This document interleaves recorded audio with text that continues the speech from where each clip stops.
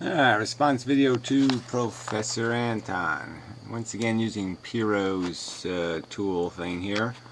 So I got some clips of pertinent points, and so we'll see how it goes. And it began with the dialogue question of, can you separate psychology from philosophy? Or can you separate out a person's psychology from their notion of truth? Or the truth as it is that... Yeah, I thought it was a good subject. That's why I should bring it up in our dialogue. And I guess it's a kind of a complicated subject, but you know, in a way, I think it's kind of simple. I mean, I'm just going to argue that we do have the capacity to do math, so to speak, to do logic, and that is different than our subjective side, which gives us an emotion. Like you could hate somebody, and they could be on trial, and you could really want them to lose, but then when you hear the evidence and you say, nah, the evidence just isn't there. And so you say, yeah, you can't convict him. Even though I hate him and I want him convicted because he's an idiot, I don't want him convicted on bad evidence because it's not fair. It's not logical. It's not right. So I'm just saying we can overcome that bias, and it just depends on how much discipline we apply. So I would sort of advocate for the Mr. Spock style character, some sort of human that at least makes the effort, okay, to be better, to do better when it comes to those important things. Now, in your kitchen or in your bedroom or even in your backyard, okay, you don't need to be logical, you don't need to be fair, you don't need to be objective, you don't need to be any of that crap. But when you're going to talk philosophy or you're going to get into the arena politically or some other way, then it's time to be fair. It's time to honor the truth of the circumstance and give credence, give respect to things you're not going to like, truths you're not going to like. That's just the obligation, and I think we can do it, and I think we can point out the corruptions and the tendencies in each other. And I would argue that there's a lot of evidence that human psychology tends to want to find a justification for itself, and that the bias is definitely going to be in the defense of life and humanity, and a counter bias, you know, by definition almost seems impossible. That you would have to have substantial evidence to turn on life. You'd have to have substantial cause to do that. Yeah. Seemed to me that you can't have it both ways. And I think there has been, in some of the anti-natalist debate, there's been attempts of people wanting it both ways. That is, I've heard people in the anti-natalist position, and I want to hear people really not just poo-fling. I want to hear people actually address this as an argument. Right? I mean, I would love to see that. I was so inspired by the skeptical... Yeah, I was going to say skeptical heretic. I think the racism debate with wacky federalist, whatever, crazy fuck, Stodels. You know, but what's the point? I mean, it's a silly argument anyway. You could probably find greater difference between men and women than you're going to find between whites and blacks in terms of their internal biology. Psychology, hormones, all that kind of crap. So I mean, it's just kind of nonsensical. This whole IQ thing is just such bullshit, because even if there was a difference, it's a small enough difference it doesn't matter, and it's just bullshit. It's a waste of time. Strengths, weaknesses, yeah, that's the way humans come out.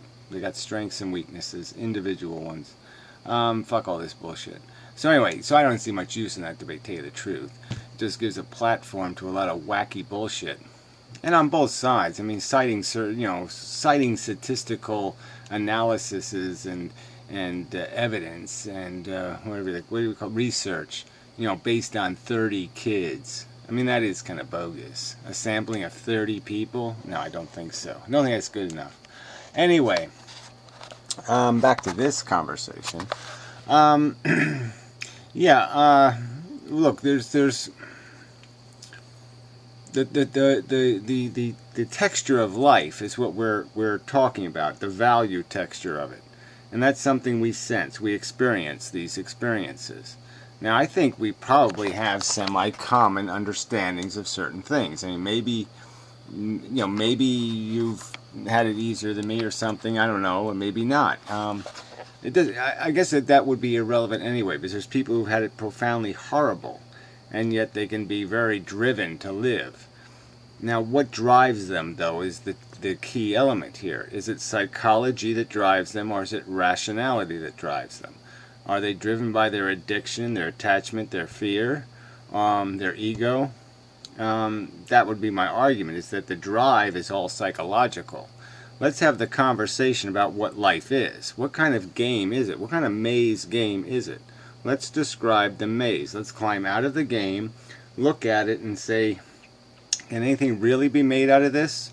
I mean, don't most of our glories have to do with smiting something or defeating something, being the best at something, which always means making more losers than winners? I mean, aren't we structurally built to gain our satisfaction in this pretty crude method and way? And is it realistic to think that we're going to gain it some other way? And if we do, won't that just be a contrivance and patently sort of a cheat?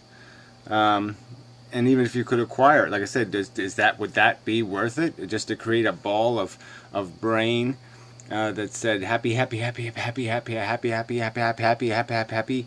I mean, what's the point in that? So I'm just saying, yeah, let's talk about it clinically. Let's try to have a clinical conversation. But you're not going to do that, because you're going to start talking about spirit and myth and hokum and pokum. Or that, if you're gloomy, doomy, and depressed, you're an anti-natalist. No, that's not the point at all. The point is that if you, as an anti-natalist, try to claim that the only reason people aren't seeing the fact of the matter is because they're deluded and their psychology is rationalizing the emotional investments they already have into the world, and that's what's preventing them from understanding this truth, well, you can't rely upon a claim that people are psychologically deluded and then... Why not? Yeah, I don't see any problem with doing that at all. I mean, we know religious people are psychologically deluded. We know they do silly, stupid things in defense of a silly, stupid book, merely because it's become part of who they are.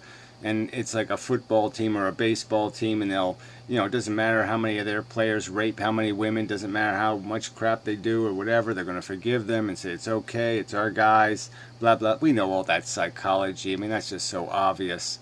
And there is so much of that going on in this conversation, because people just aren't going to accept that nature is flawed, that the mechanism that they're caught up in is bullshit. They don't want to hear that, because that sort of just takes the fun out of it, right?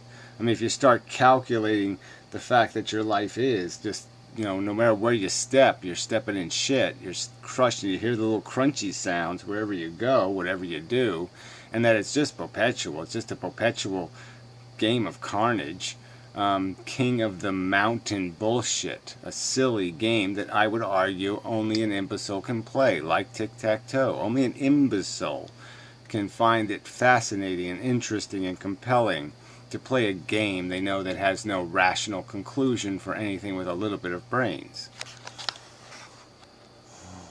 A huge psychological import here, and it comes largely from the anti-natalists. Anti-natalists keep saying, I've heard it on more than one occasion, that this is part of the problem with suicide, this is part of the issue of imposition. I mean, these are really sort of psychological terms.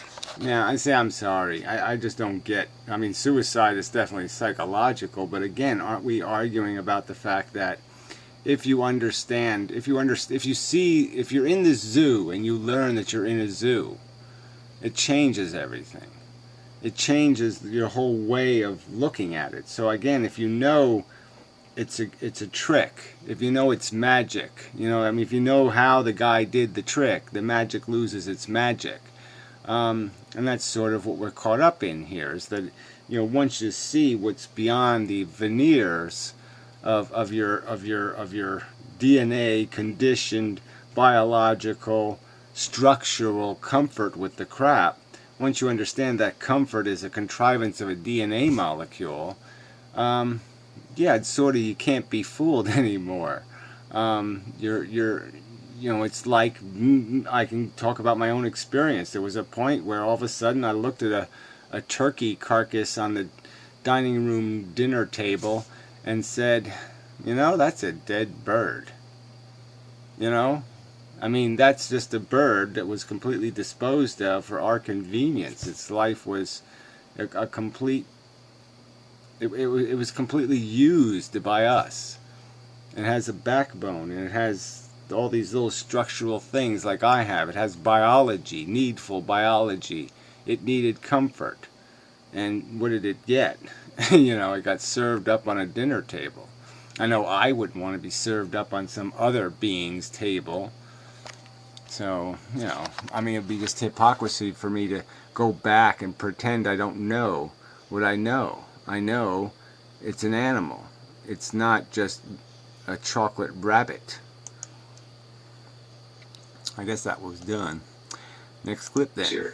But you see the continuous slip and slide between the kind of evils and horrors and hardships and damage that are inflicted by people in their thoughtlessness and in their stupidity and in habits that we perhaps need to challenge and question, as opposed to those that just come from natural disaster, that come from the capricious ways of nature with, again, natural hardships of resistances and those sorts of elements. I think people really need to stay vigilant on that, on what are the differences between. Yeah, well, like you say, you could say that that's the important structural problem, is just which with the human messes, the unnecessary, because that's the grotesquely, obviously unnecessary stuff. But that's the same dilemma of the Buddha, right? I mean, the concession is it's stupid, it's really messy and sloppy and ugly, but there's this sense of, well, we can't do anything about it. Well, we sort of can now. We can sort of, it's within our realm of possibility to say, no, we can stick a knife in nature's gut. We can take out this monster. And so it's on the table now. It can't be just left as, well, we have to accept whatever it does because it's Goliath and there's nobody to fight Goliath. So whatever Goliath does, we have to deal with. And we'll just pay attention to making sure Davy doesn't divorce his wife and making sure he doesn't molest his kids and making sure he doesn't do all this other little slop. But, well, we'll let whatever Goliath is going to do, let Goliath do whatever it's going to do because it's Goliath and nobody's willing to throw a rock at him. Well, fuck it. I'm willing to throw a rock. With Becker. Becker's most significant insight was that the bulk of the violence that humans engage in comes not from an animal venting its aggression. It's somehow part of an organism who is yearning for identity, and identity and meaning get sort of knotted together there, and you get forms of racism, forms of nationalism, forms of ridiculous wealth accumulation. Yeah, well, it's another argument of the same argument style, but that part of our nature I don't think you're going to overcome easily, because part of extracting that greed or selfishness and taking of too much is part of what makes us play the game. That is part of why we keep hitting the spokes in the wheel, is we're chasing something better. And if everything becomes verboten, we can't win because we're going to create losers, and we can't do this. There's going to be a problem because I don't think our egos are going to be fed, and they do need feeding. So unless you extract that from us, you're going to have a hard time, and I'm not sure you can extract it and maintain an erection and such. I think you're going to lose a lot if you try to pull that out, try to cut our nuts off, so to speak. Yeah. Resources there.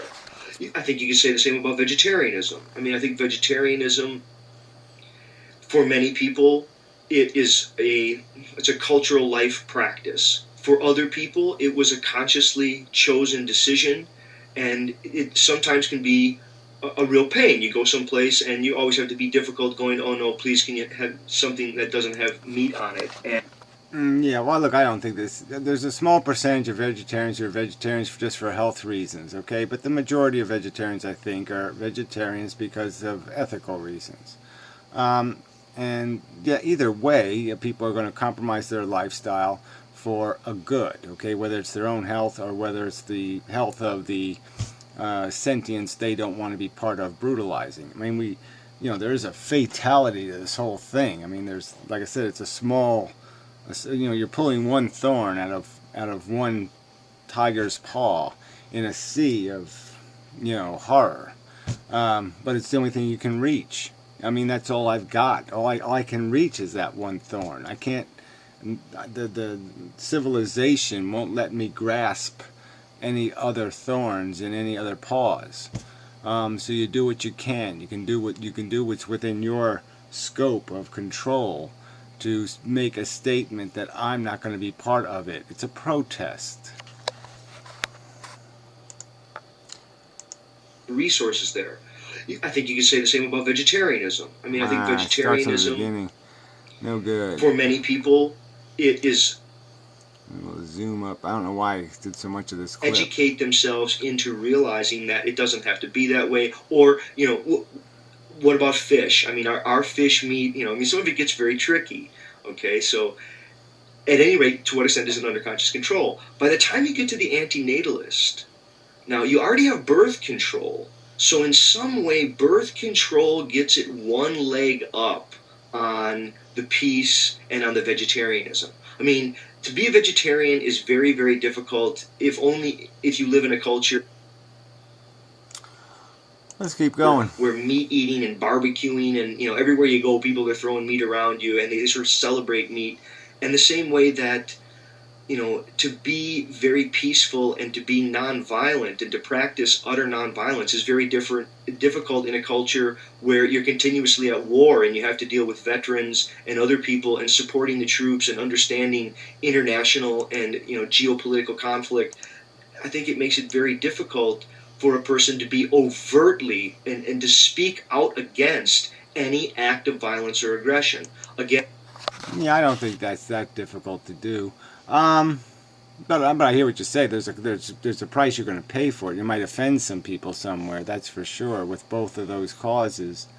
And you're going to offend people with anti-Natalism. But we'll let you finish the point. Incarcerations. I mean, the ridiculous laws in the U.S. I mean, we're kind of the land of the incarcerated, and there's a great amount of violence that's being brought to people in lower economic situations. And, okay, so when you get to all of these, I mean, I think that the question is that, okay, so the learning how to be peaceful seems to be very, very difficult. Well, anyway, somewhere in here he basically just says he thinks those two things are doable, but anti-natalism isn't.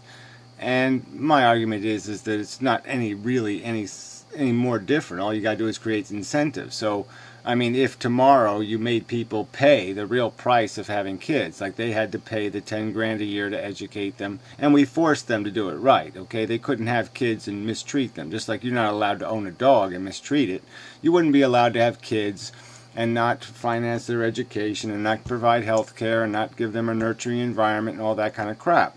And so if we took away these subsidies, I'm sure there'd be a lot of people who'd say, I'm not going to have kids because it's just too damn expensive and I have to compromise too much of my welfare to have these children. And so, yeah, quit subsidizing and then you'll have less of it. And I think just rationally, though, the argument can win if people are exposed to it. But they're not. The peace movement has more exposure. Vegetarianism doesn't have much exposure, but it's getting some. As much as people hate PETA, at least they do some advertising. They do push the subject into the face a little. But yeah, I mean, anti-natalism obviously doesn't get pushed in anybody's face yet. So give it some time, and I think people can get the argument that yeah, if they really think about what they're doing, they're not qualified. They don't have any clue how to control this human experiment. To be the least likely to be possible.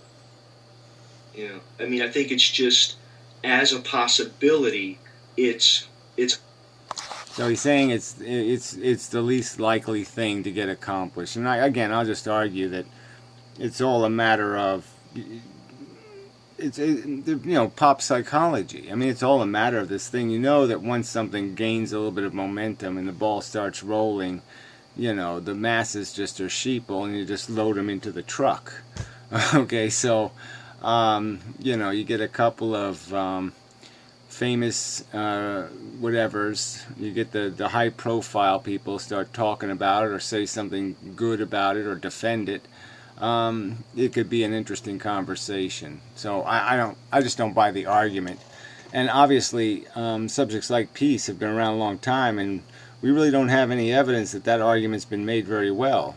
Because there's an awful lot of people that are perfectly comfortable with not doing the peace thing. I mean, there's a lot of energy. George Bush got elected the second time after lying. I mean, damn. Come on. Yes, it'll be very difficult. By the time you get to anti-Natalism, it almost, not only is there just so much biological drive toward it, and it seems so outside of what people could consciously control. It's just sort of like habit and practice in the same way that, the non-aggression, you'd have to sort of institute that, and the way you have to institute vegetarianism, you'd have to really institute something beyond birth control. But the problem is that yeah, well, whatever. Like I said, just incentives are not that hard to provide. And the subsidies. Just stop subsidizing and see what happens to it. It's like with religion. Stop subsidizing and see what happens to it. So, yeah, I just don't buy this argument. I don't think it's that hard to sell. I think it's a solid argument that can be made. More solid than perhaps, certainly than peace, because peace is complicated because there's bad guys out there. And, and the vegetarian argument is basically the anti-natalist argument. I mean, they come from the same root. And it doesn't mean that, the world's a horrible place and all this kind of stuff. No, it's a mix and it's a balance. The thing to stay vigilant. Yeah, well, whatever. That's just, you just pulled that out of nowhere. It's a mix and it's a balance. So you're saying it somehow works all out, and something's balancing how much pain and suffering there is for how much whatever rinky-dinky satisfactions there are. And that's just pulled out of nowhere. You're just making it up. You're saying, 6 million Jews was the right number in the Holocaust, and 50 million people dying in World War II. Yeah, that was a good balanced number. Yeah, so that's the bad, and we'll put that over there. And Twinkies, pink Twinkies, with the frosting on them. Yeah, that was such a cool invention. That's at least worth 1 million Jews. And landing on the moon, I mean, come on. That's worth 10 million, 20 million Russians any day, right? Fucking Russians. Who cares about them? Commies. I mean, come on. A balance in nature. Come on. Yes, animals will survive. That doesn't mean it's balanced. It just means they will survive. And throughout history, there's most animals have been exterminated. They are extinct because of this balance. Ugh. People to, it's not that they're disagreeing that suffering is bad. It's that they're going to say that suffering is not the definitive representative. Yeah, well, it is, though. I mean, I think it is the currency of value. It is the most weighted coin of the realm. And yes, the pleasure thing is sort of interesting. The addiction satisfaction thing is kind of weird and interesting. But let's get real. Okay? I mean, that's a $3 bill. That's a weird piece of currency. And we know for sure, though, if you can pluck a horror out of somebody's life, if you can prevent their cancer, prevent some harm coming to them, that's a biggie. Yeah. So, come on. Anyway. So I guess that's all I did. He did talk for another 2 minutes, but it doesn't really matter, right? Yeah. Anyway, I think he was selling a book at the end, so yeah, we don't need that part. But anyway, yeah, so, yeah, I mean, the conversation has to continue, but I mean, we're going to have to, bullet point this stuff or something.